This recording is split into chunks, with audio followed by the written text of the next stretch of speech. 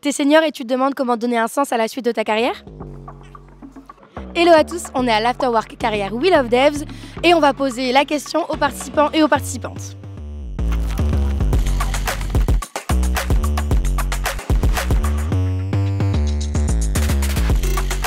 Depuis quand est-ce que tu codes? Je code depuis le lycée, on va dire. Ça fait combien d'années ça? Alors, 5 ans de fac, 3 ans de lycée, 7 ans de carrière, on est sur 15 ans environ. Depuis un bon moment, j'avais commencé, c'était fin de collège avec les tutos du site du zéro. J'ai eu mon diplôme en 2017, mais depuis 2013, je code. Ouais. Depuis 1995 sur une TI 82. Est-ce que tu sais qu'est-ce que c'est une TI 82? Non, je ne sais pas ce qu'est NTI 82. Sérieux? Bah non. Mais genre au collège et tout? Tu sais, les calculatrices? Alors après, en 95, j'étais pas au collège, j'étais pas née. Moi je code depuis 10 ans, juste après mon école d'ingé. Enfin en fait si tu comptes mon école d'ingé ça fait 15 ans. Alors je code exactement depuis 2016. Combien de fois est-ce que tu as changé de job ou d'entreprise dans ta carrière? Dans ma carrière dev, parce que je ne vais pas parler de mon ancienne carrière.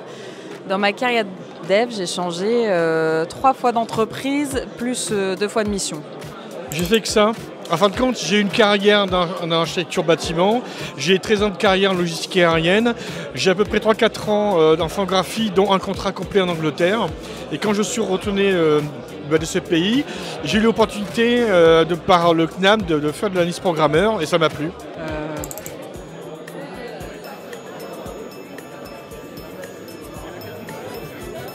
6. J'ai beaucoup changé de job quand j'étais en tout début de carrière, mais aujourd'hui je suis consultant, j'adore mon job et je change pas. Bah là je suis à ma première entreprise en tant que c'est ma première alternance, donc c'est-à-dire c'est là où je m'oriente, je monte en compétences et l'année prochaine je continue dans mon alternance pour continuer à monter en compétences on va dire. Comment est-ce que tu envisages la suite de ta carrière? C'est une super bonne question, là en fait ça se passe vraiment bien et j'ai vraiment ce que je veux dans les deux côtés de ma vie et vraiment moi dans 5 ans je sais pas où je suis donc pour l'instant je continue, je suis sur mon rythme de croisière. Et du coup moi j'ai pris le tournant d'un poste de formatrice qui était un tournant plutôt inattendu dans ma carrière et qui me plaît beaucoup. Donc je pense que je vais continuer quelques années dans la formation et après franchement j'ai aucune idée sur l'avenir. Je sais qu'à un moment je vais devoir retourner en entreprise pour ne pas perdre le fil de la veille techno. À chaque jour suffit sa peine. Je sais pas trop où je veux aller. Est-ce que je veux plus faire du speaking? Est-ce que je veux faire du product management? Est-ce que je veux rester dev? Est-ce que je veux faire de l'encadrement? Je sais pas trop. Mais en tout cas, je sais que je veux rester dans l'IT. Là, ce que je me dis, c'est que je m'arrêterai jamais en fait d'être dans l'IT. Il y a plein de belles idées qui ont émergé dans mon esprit. C'est que le début. Au soleil, sur une plage. Non, sincèrement, je prends la vie comme elle vient, comme elle va. C'est-à-dire que si j'ai une super opportunité, je vais pas la refuser. Et pour l'instant, je suis très heureux en tant que consultant. J'ai pas de plan. Tout ce que j'espère, c'est de continuer à faire quelque chose qui m'intéresse et à m'amuser. Est-ce que tu te fixes des objectifs sur le long terme? Je pense que j'ai envie de créer quelque chose. C'est ce qui est sorti aujourd'hui. Je me suis dit que j'allais arrêter d'être spectatrice et que c'était le moment de me lancer aussi.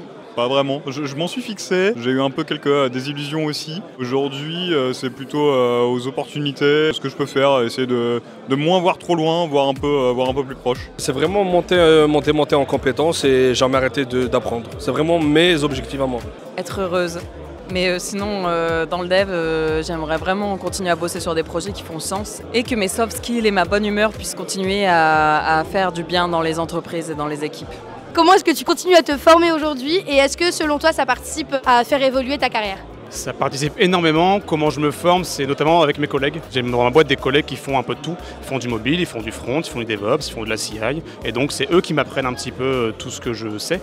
Et moi en échange, je leur apprends comment parler en public. Au jour d'aujourd'hui, en fait, on peut trouver comme par exemple We Love Dev, où il y a par exemple il y a des tests, il y a des quiz. Sur internet, en fait, on peut trouver pas mal d'outils, comme par exemple Open Classroom, FreeCodeCamp, etc. Pour la majeure partie, ils sont gratuits. Alors l'avantage dans le poste de formatrice, c'est que je me forme en voyant mes élèves être curieux et vouloir aller plus loin. En fait, ça me donne envie, moi, de continuer à chercher les meilleurs outils pour les aider, les meilleurs technos pour les faire progresser. Et apprendre à enseigner aussi, c'est un super filon pour continuer à évoluer dans la carrière, parce qu'il y a des notions que je ne comprenais pas quand j'étais sur le terrain et que maintenant, en devant les expliquer à quelqu'un d'autre, maintenant je les comprends et ça, c'est franchement hyper chouette. Moi, aujourd'hui, je me forme essentiellement à travers du contenu sur le web, soit des vidéos YouTube, soit des newsletters et on a un petit peu de conférences sur l'île, du coup j'essaie d'y aller, soit à des conférences, soit à des meet-up, quand j'ai le temps avec les enfants. Là actuellement je termine une formation, donc je suis en pleine formation. Maintenant je pense que je vais continuer de me former selon ce que je ressens, ce qui me parle et pas ce qui est attendu de moi.